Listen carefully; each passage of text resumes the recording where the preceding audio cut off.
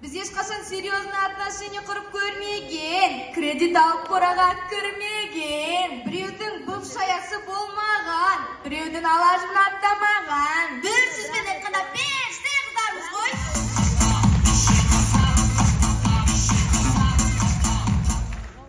Бұл бізде ұлдана үйінің 7-ші қызы. Кішкентай кезінен күреске қатысқан, көшедегі балаларды жамбасқа қадаған. Іші пысса трактор жөндейді. 3 ай демалыста әкесінің қасында поляға шығады. Биыл осының сезоны.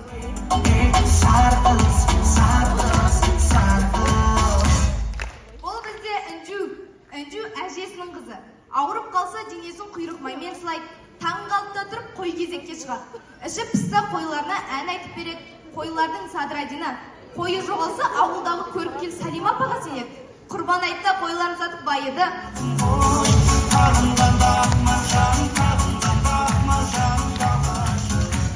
Тоқташ, сен де таныстырайық та, бұл бізде Үнжу. Үнжу біздің пақыр. Үнжу біздің қара жұмысшы. Ауылдағы асфальтты осы салады. Орбиттің қара смоласын шайнайды. Кешкі берсе апасымен бірге қара шай ішеді. Іші пысса қараңғыда балаларды қорқытады.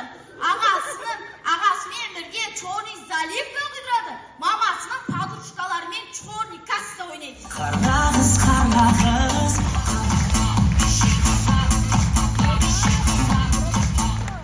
Құрметті тараздықтар, сіздерде қуанышты жаңалық. Күні кеше ғана Жеңіс паркте үлкен алтыбақан соғылды. Тараздың барлық халқы сол жерде жүр екен. Қойше, Тараз көне деген сайын, аттракционның деңгейін алтыбақанға түсірмейтін жарсың.